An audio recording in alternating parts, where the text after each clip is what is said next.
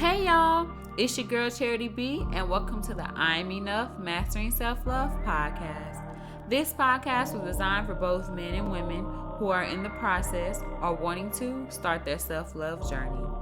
Here we discuss many topics related to self-love that promotes healthy habits that will help support your mental and emotional health, boost self-confidence, and self-worth. So get ready. This is something you don't want to miss. If you like what you hear in this episode, feel free to DM me and leave comments on my Instagram page at iam.enoughmsl. The podcast is also available on YouTube. The link will be in my description box as well as on my Instagram page. Nobody talks about the part of healing that feels exhausting. The part that doesn't feel empowering. It just simply feels heavy. It will literally have you questioning everything. Like, is this even working or not? If healing has ever made you feel more tired than hopeful, this one is for you.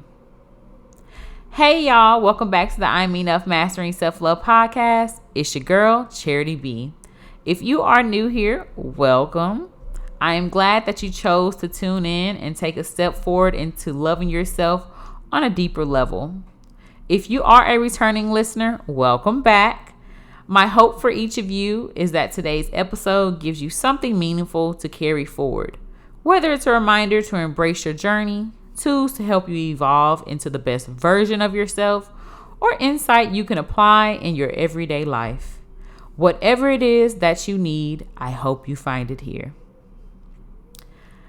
Well. Welcome back to another episode, y'all. Today we are on episode 4 in our rebirth season, and we are going to be talking about when healing feels heavy, not hopeful. We are going to be addressing emotional burnout in the healing process and validate it. And Lord knows the burnout in the healing process is so real. So we're going to start with, why does healing feel heavy in the first place? Well, it could be simply your nervous system is finally leaving that unwanted friend or guest that we have in our lives, or some of us have in our lives, of survival mode. You are starting to process emotions that you either suppressed for so long or that you didn't even realize were there in the first place. This could be childhood wounds, relationship pain, lost time, even physically grieving or emotionally grieving a loved one.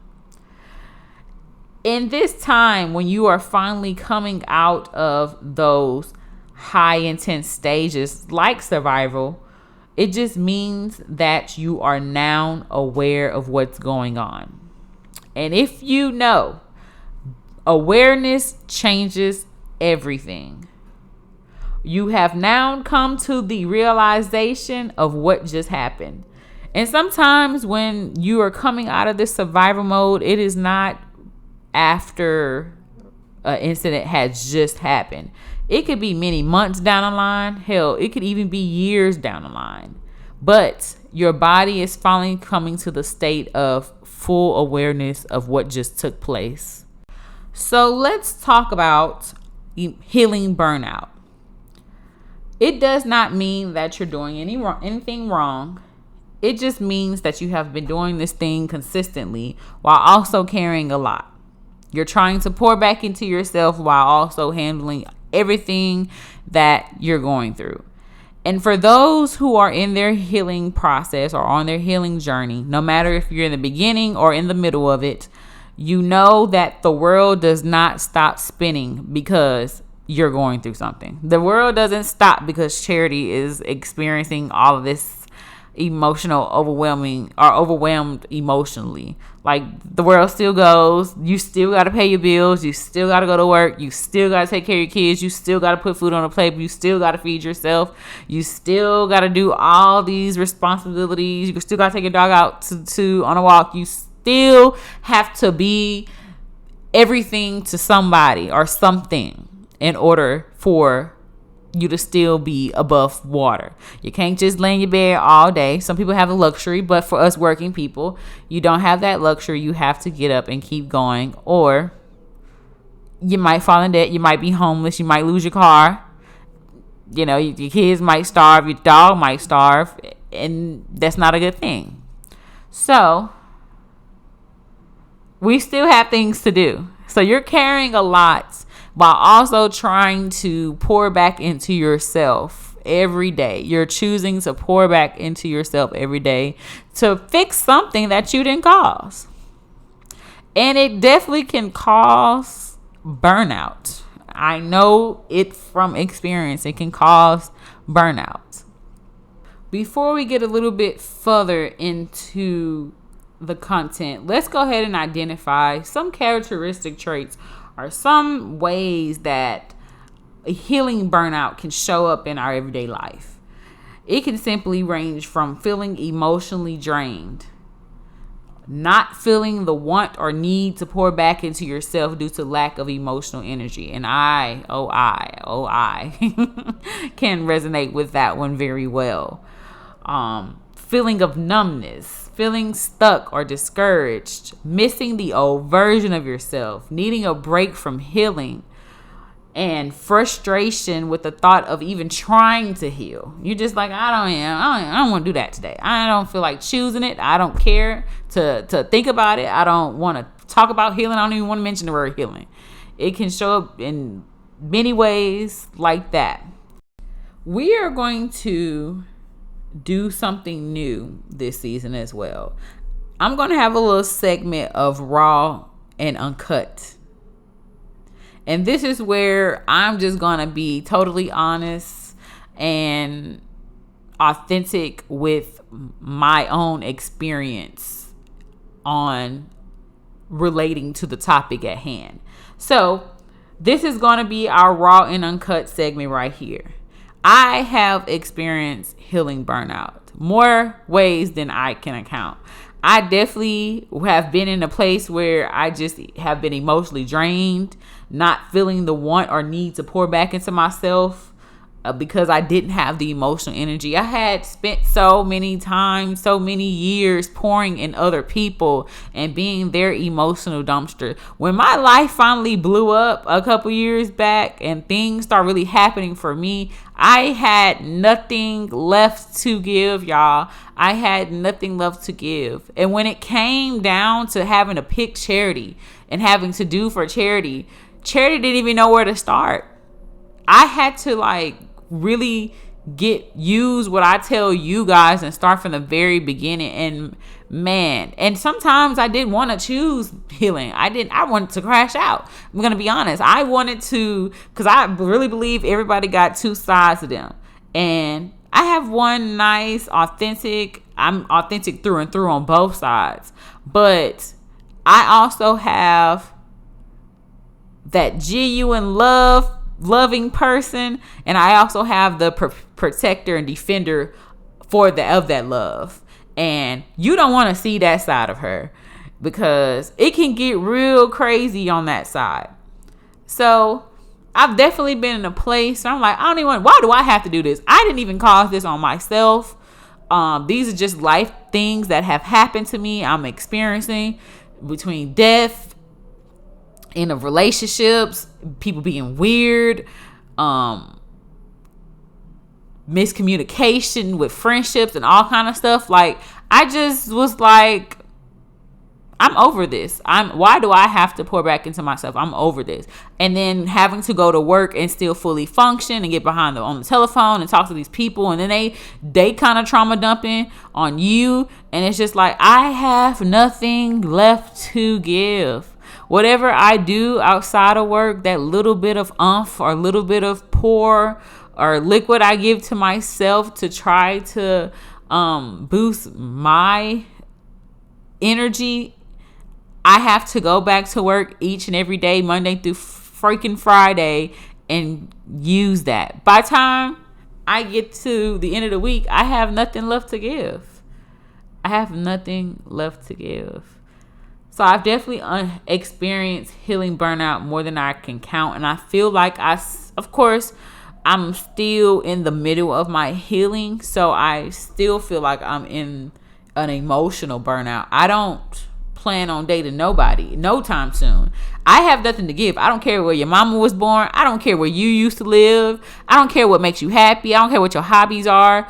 I don't care about none of that. And I'm kind of like in a real selfish mode. But I think it's warranted. After all I've been through, after all I've put out, I have to put it into myself now. So I really don't have nothing else to give right now. So it was just pointless to be getting in a relationship because I'll be looking at it from a selfish standpoint. And if you try to bring up any problems or try to jump on me, at that point, you can go find you another girlfriend because I'm not going to want to listen. So I definitely understand a lot of this being discouraged because I feel like I'm not moving as fast as I should. Needing a break from healing, definitely missing the old version of myself. I don't really can say I miss something that I don't know how to understand anymore. That makes sense. I feel like so much has happened and I changed so much that I don't even remember a lot from her. I'm still in my traumatic response period. And I think I've mentioned this often. I just came out of survivor mode and it hit me like a truck. When I tell you it hit me like a truck, I thought I got hit by an 18-wheeler. Or somebody didn't shot me with a semi-automatic. Like, from going from high intense level to what the heck? What's going on here? What is this? What is all of this? I'm finally realizing what just happened. The many things that just happened in my life within the course of not even a year. That is ridiculous. That was crazy. Mind blown. Literally. But I definitely had to do a lot of things that we're going to talk about. I had to give myself grace. I had to show myself compassion. I had to rest. Emphasis on I had to rest.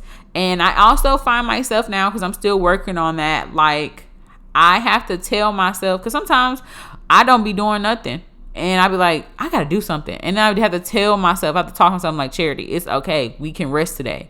You don't have to do nothing. You're not obligated to do nothing. You move and you busy and you do a lot of stuff already. So it's okay to take a breath and a beat for yourself. So I was like, I'm not going to do nothing. I'm going to sit on my couch all day with my dog. And that's just what I do. I have to tell myself that. But that definitely did help me in a lot of showing myself compassion and taking off the blame. Stop putting the blame on myself and put the blame on who is responsible for those, the way I feel, that emotional, not damage, but trauma that I experienced. So it takes a lot of work, but I did have the moments where I didn't want to choose a goddamn thing. And I'm trying not to curse on here because I don't do that, but like on my podcast, but excuse my French, I didn't want to do nothing. I didn't want to do a damn thing. I didn't care. And it's okay. I just had to rest and show myself the compassion when things did come to my mind and try to counteract those thoughts into more positive ones that allowed me to let those wounds heal. It's simply like the same thing like if you get a cut. You know, you can't just leave it open. It might be exposed to dirt or anything, that bacteria that can cause infection. That bacteria in your life or that dirt in your life could be negative people, things, negative thoughts, you speaking out negative words into yourself, because you are healing. Instead, you get your ointment that you can put over your cut to allow it to heal as it needs to, which is your positive affirmations, you showing yourself compassion, you be showing up for yourself. You know, you're allowing yourself to rest, not overexerting yourself or going more or further than you should, and actually saying, okay, I need to stop. I'm exhausting myself, and if I keep going like this, I'm not going to be good for anybody, including myself. But that's the ointment, allowing yourself to do that, allowing yourself to heal. So that was just my segment there, me being just completely honest on what that looks like. Like, it's not pretty, it's not Skittles, it's not rainbows. And what people fail to remember is that healing is certainly not linear. It's all over the place. It's chaotic. You're definitely going to be upset. You're definitely going to be mad. You're definitely going to be frustrated. You're going to feel all those things. Hey, if healing could be Skittles and rainbows and, oh, you just got one step and you fine, oh my gosh, I would simply just love it. I would love it. But unfortunately, that's not the case. It takes actual work, actual consistency. But it also takes times where you just need to rest. You just need to stop. And it's okay to sit in how you feel. It's okay to not do anything. And that goes into what we're going to talk about or discuss next. Healing is not linear. I was watching this Instagram video the other day. And actually, I'm going to pull it up so I can give context, because that actually was a perfect analogy of grief. I'm just going to put in the description where I got it from, because I'm going to find the video. I think I saved it. But basically, they were talking about grief. And the person being interviewed, they lost their mother. And they were saying that they had read something concerning grief and how grief is like glitter. It's very pretty. It's lovely at first. But, of course, if you know, glitter gets everywhere. And I actually don't like glitter. I don't think anybody likes glitter because you can't get it off. And it's like grief. You never know when it's going to come. You never know how hard it's going to hit you. You have those days where it's really hits you, and then you have those days where it comes in small doses, but it's there. And it's just like glitter. It gets everywhere. You're frustrated that you can't get it off, and when you finally get off, there's still some specks or residue left behind. And they were just talking about how with time, yes, at the very first dose of that glitter, it's all over you, right? It's everywhere.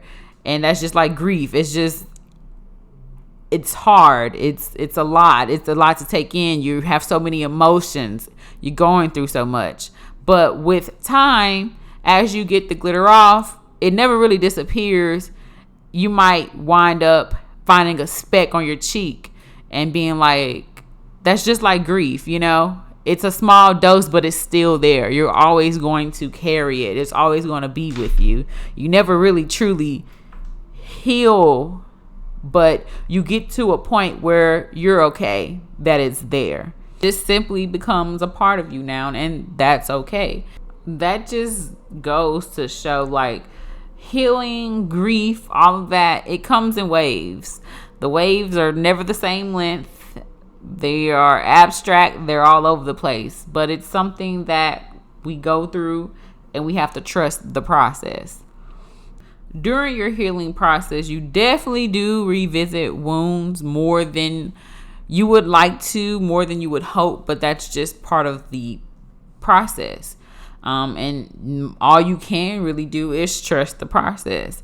And you have to remember that progress is just not, oh, we've taken a whole bunch of steps forward and we're just going forward and we're not going back. Progress is you may have took 2 steps forward and turned around and took 1 step back. And then again, 2 steps forward and then 1 step back. And that's okay, because, hey, yes, we have taken these steps back, but we're taking more steps in the right direction than we are going in the wrong direction. So we have to look at our setbacks as part of integrating, or the integration process. This just means that your setbacks are not signs that you're failing. They're just signs of healing being absorbed into your real life. It shows you what areas of your life needs that gentleness, needs that nurturing, without shaming those areas. It just proves that we have some tender places that are not healed just yet. Okay? But that's okay. Being aware of the fact that those tender places exist allow us to work on healing those areas properly.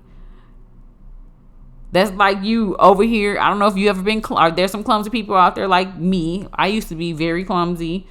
And sometimes I would pop up with a cut and didn't even know where the cut come from. How I would find out is it would hurt. But if the cut was more open, then that can expose me to bacteria or that might cause me me to get an infection. I have to take care of that wound. But since I know that wound is there, I'm able to notice that. I can now take proper care of that wound so that it can heal properly. Same thing with those tender spots and those tender places.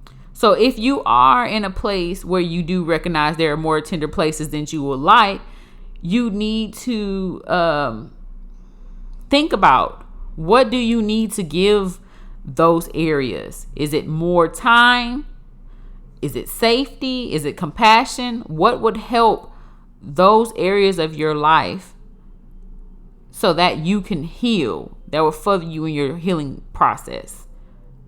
Think about also the integration. That's just another phase where what you've learned emotionally becomes something you can actually live, not just understand.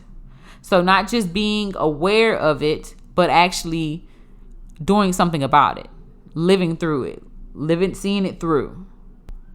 The simplest way that I can put it is, healing isn't proven when things are calm. It's proven when the storm is at its highest peak. When there's pure chaos, when your world is turned upside down, when the world is spinning so fast you can't even catch a grip to hold on, and you just being thrown around like a rag doll. What are you going to do? What are you going to do in that moment? That is when integration happens. When you are triggered, the way you react, how you react. Do you react differently? Do you notice your reaction at all? That is growth. Being aware is growth. I'll take growth over for $100, please. I don't know about y'all, but I'll take that growth of $100. Like I always say, anything that, well, I'm not going to say anything because I don't want y'all to take that the wrong way, because I'm going to say anything that take you through hell is worth waiting for. But heck, no. Because you could be in a relationship and that man taking you through hell and you think that's worth waiting for. No, sweetheart. There's certain limitations. Okay, let me be a little bit more specific because I'm a little country. Not everything. Some things. This process, let's be more specific. Your healing journey might take you through a little hell, but that, you know, all that hard work that you're putting in to heal will be worth it in the end. So you don't have to heal all at once. You definitely heal in layers. It's not linear. Your setbacks don't mean that you're not progressing in your journey. It's just preparing you for your integration process. Okay. So, what can you do when healing becomes overwhelming? Well, the first thing that I would recommend is to give yourself permission to pause. You do not have to fix everything at once. Heck, you probably don't have the energy emotionally to fix it. You making the conscious decision to keep going when you know you've had enough and you're tired, it's just exhausting yourself even more, and you will not get to a state of balance. You have to remember you are allowed to rest, to breathe, to live, to simply just exist. I had to tell myself that and make the conscious decision. It's okay to rest. It's okay to not do anything. It's okay to sit on my couch and decay. It's okay to be in my bed and decay and watching my favorite shows all day. If the bills are paid, I have nothing to worry about. Okay? I have nothing to worry. If the bills are paid, my dog has been fed, I took him outside, I've done my due diligence enough for the day that I can afford to rest. I got money in my bank account. I made my money for the day. It's okay. I'm okay to rest. And I have to tell myself a lot more than I can count. my mom be like, okay, girl, you've been sitting on this couch too long. What can you do? And I'll be like, child, we not doing nothing today. Go ahead and sit back on that couch and turn that show right back on and get your blanket and put Wesley up here on the couch and let's take a nap or let's watch our TV. But we gonna rest today. And sometimes you gotta force yourself, especially for my go-getters and my perfectionists and my people who really are a very important person in someone's lives. So, but it's okay to take some time out, and it's okay to ask for help if you need help to watch somebody to watch your kids. And I be telling my friend, because she's the type of person, we're very, very similar, and but I feel like I've came a little bit further in me expressing myself a little bit more as far as how I feel. I don't know why she doesn't, and it's, that's her, conscious decisions. People have their own walk, their own things that they're experiencing, but she typically doesn't. And then sometimes when we get around, she'll be a little bit overwhelmed, and then that's when I know something is wrong. But I be telling her, child, I know you overwhelmed with work because you go work with kids and then you have to come home to your toddler, and I know that can be very overwhelming. I don't have no kids, and they can't spend the night, but I would definitely watch your child. And if you really, really need, even if you don't really, really need it, like, I don't want you to crash and burn. You can simply be like, I'm tired today. I'm a little exhausted and I need a break.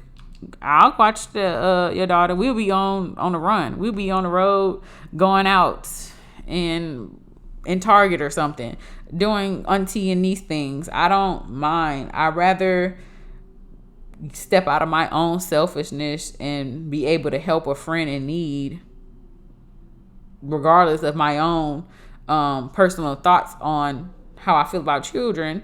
I'm gonna take care of your child. I can't really say it.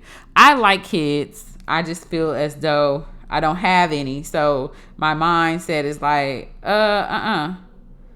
I like my peace, my quiet and stuff, but definitely if it comes to your mental health, your emotion, and you need somebody to be able to give you a break, I will gladly see fit to take good care of your child in the hours that I have them.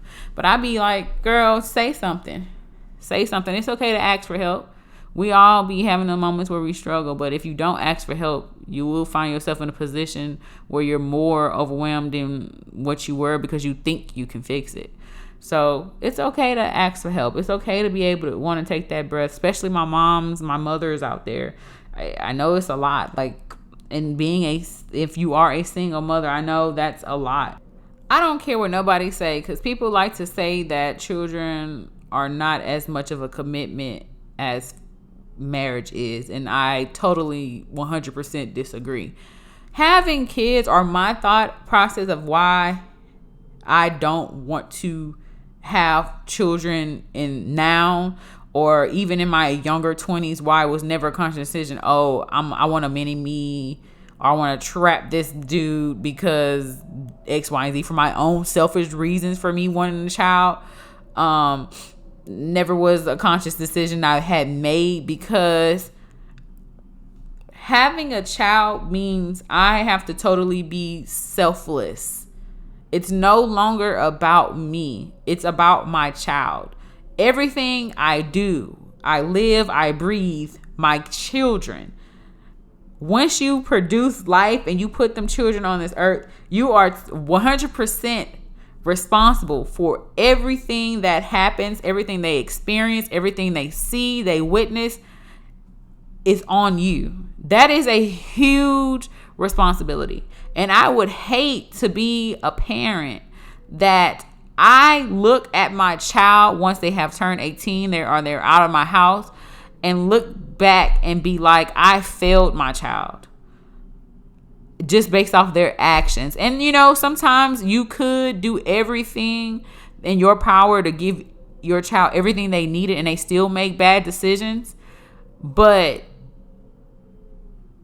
knowing that I did everything in my power to meet every need, not just their physical needs, but their emotional needs, helping them, preparing them for the world, I would really feel like a failure if I look up and be like, oh my gosh, I didn't fail my child, because when I had the chance between those 18 years, I didn't give them, I didn't make sure I was able to provide what they needed to survive in this world. Because we know as adults, the moment you step that one big toe, it don't even let you put the whole foot down. The moment you press that one big toe into this chaotic world, it will chew you up and spit you out like you was nothing.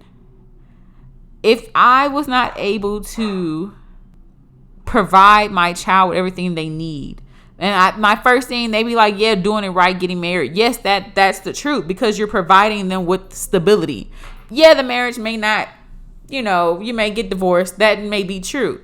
But if I provided the foundation already, I set the foundation for what this will be for my child's life, I'm going to feel accomplished already. It's my job, my duty to create a good example for my children. It's no longer about me.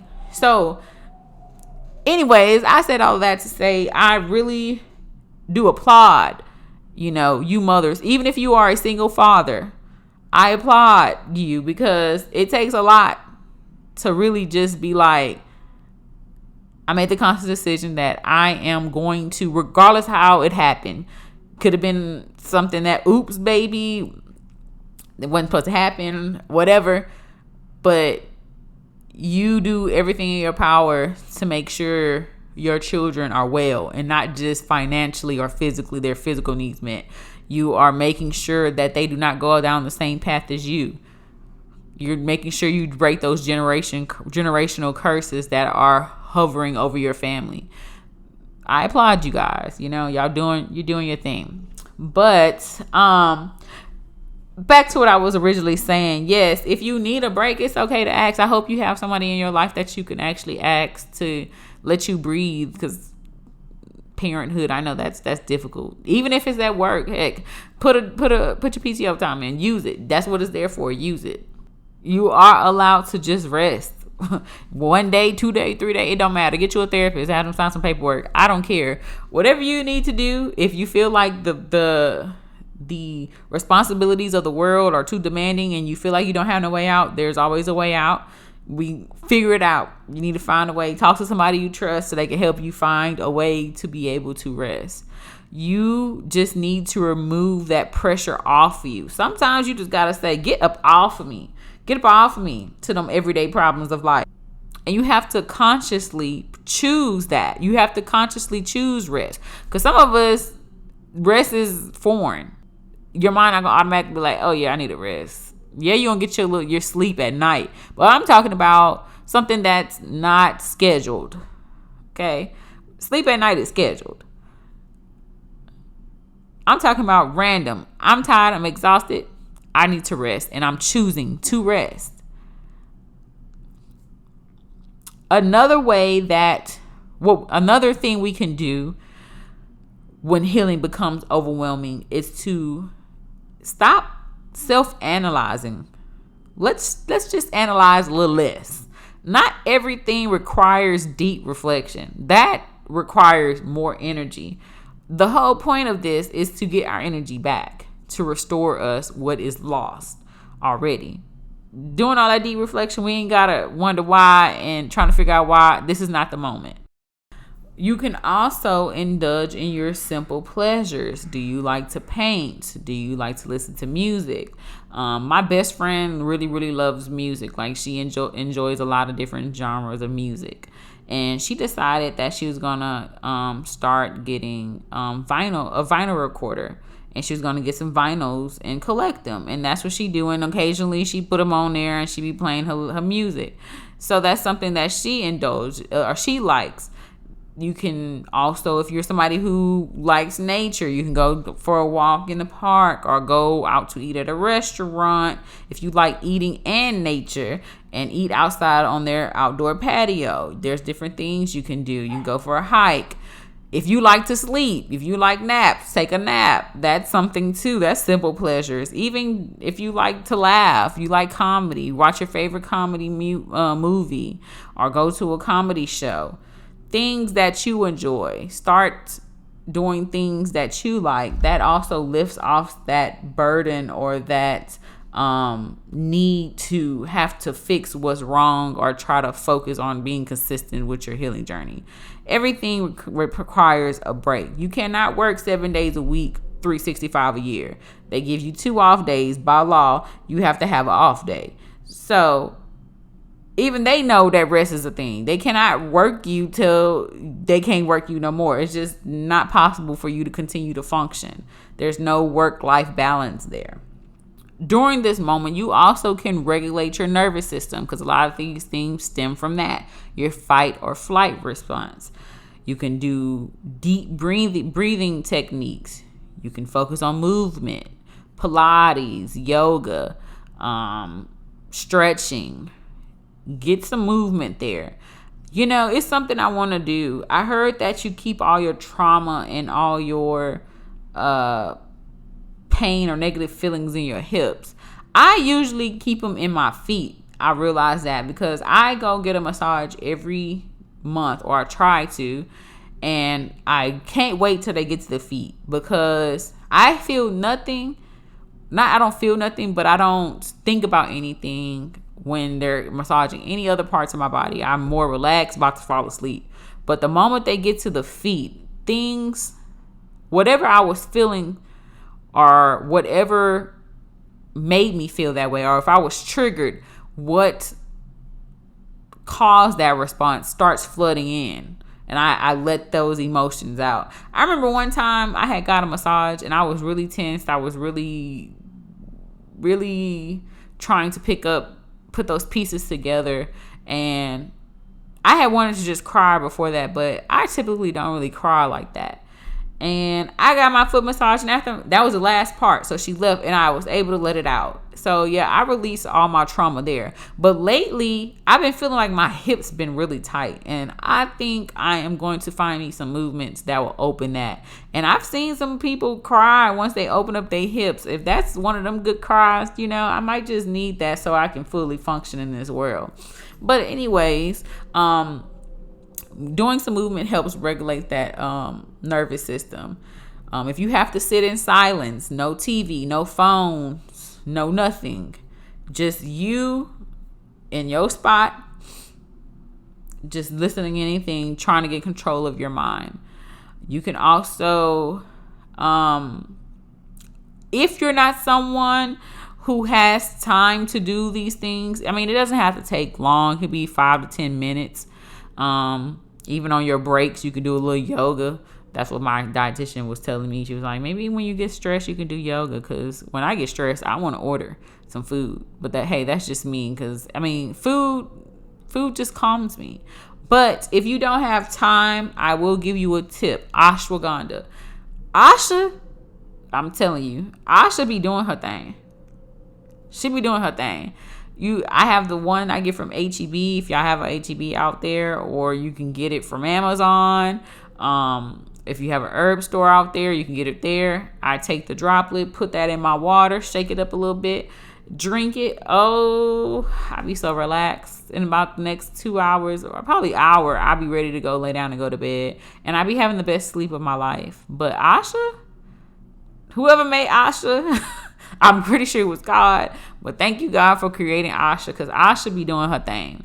If you can't actually get the time to stretch or get this movement or do deep breathing technique, get you some Asha. She'll snatch all that stress up and regulate all that nervous system for you real quick. You might not feel it, but for me, I feel it. People say they don't feel it. I feel it. And I feel lovely. I feel great, and get those cortisone levels down quickly. So that is another tip.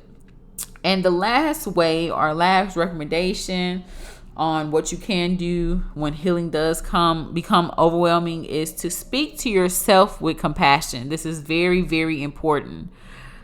I was just thinking, a lot of stuff we go through, a lot of pains and aches that people put us through, or that we go through, like losing a loved one, or just experiencing childhood trauma, things like that we carry with us,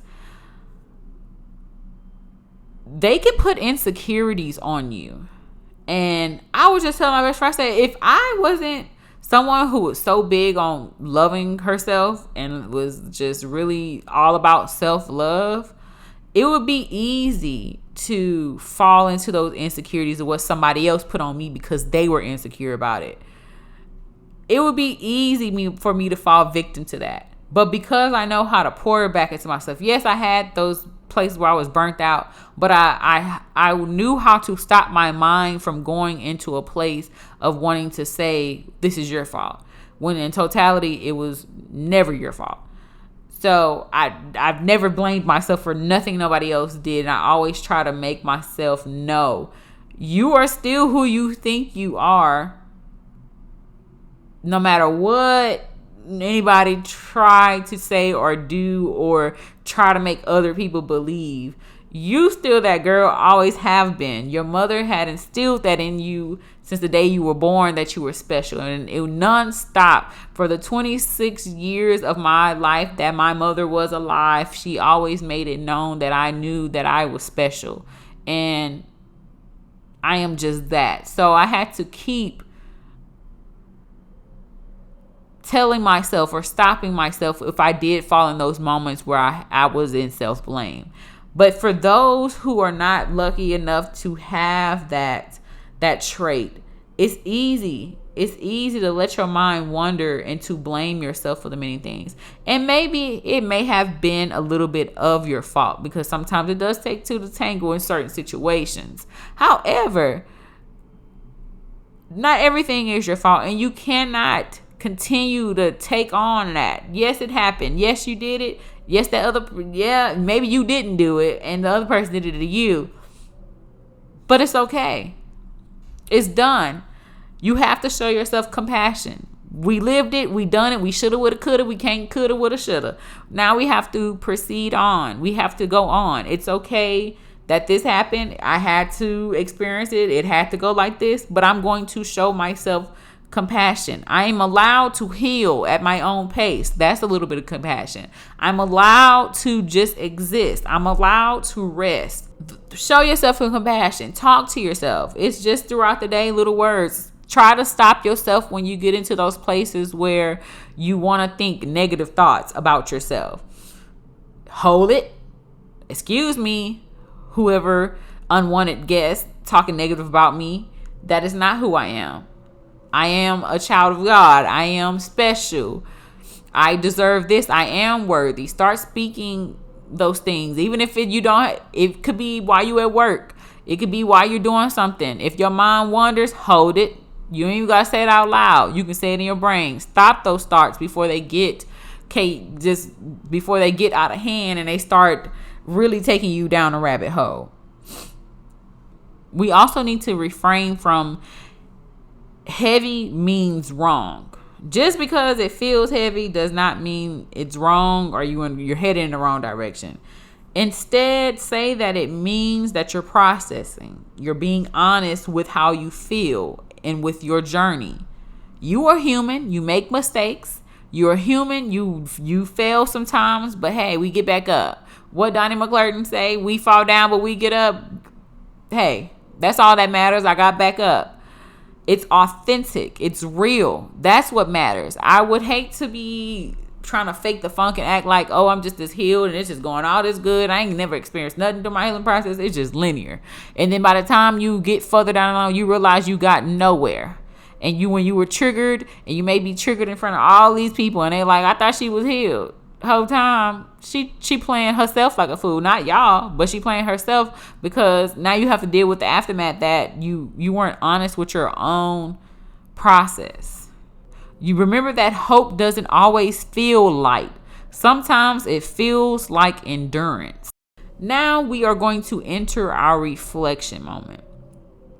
I just want you to think about these 3 questions I'm about to ask you. I just want you to think about it. You don't have to write it down. However, if you want to write this out, you want to make it a journal prompt, you can do that. But I just want you to think right now. What part of healing feels heaviest right now? What would it look like to give yourself permission to rest? And what do you need more of? Pressure or compassion? And I want you to answer those 3 questions for yourself right now.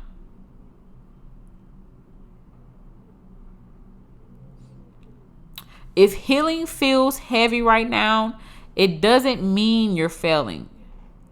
It means you're doing deep work. Be gentle with yourself.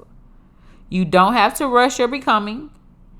Anything worth waiting for requires real, authentic work.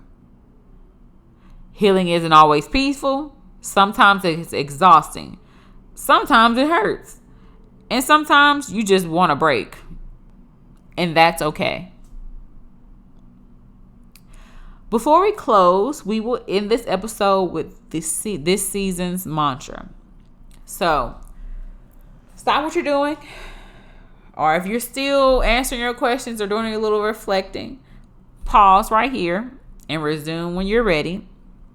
But I want you to stop what you're doing, put everything down, and I want you to breathe in and exhale.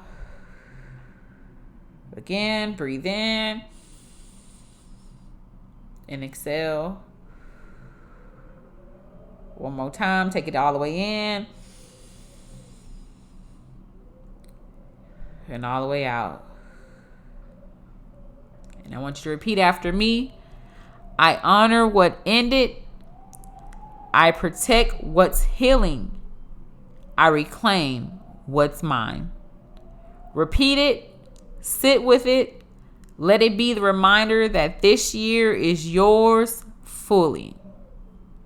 Next episode, we're going to be talking about how rest is not a reward. We're going to be redefining rest as a necessity, not something that you have to earn. So my people out there, my go-getters, my road runners that's always going 100 miles an hour and don't know how to sit down, this one is for you. So I definitely say tune in, be front and center if you know that this is you. Okay? Because we are definitely going to get you guys' mindset in a state of the fact that rest is normal and rest is needed. Okay? Thank you so much for tuning in. Don't forget to like, comment, subscribe, and turn on post notifications on my YouTube page at I Am Enough Pod, so you never miss an episode. If this message resonated with you, please share it with someone who may need to hear it. You can also follow me on Instagram at iam.enoughmsl. If you're locked in this season, feel free to share a photo of your journaling, your reflections, or this season's mantra on Instagram. You can also message me and tell me your story and how you got here. I do still enjoy hearing from you guys, and I am grateful for you guys' support 1,000%. And thank you again, and I'll see you guys next time. Bye-bye.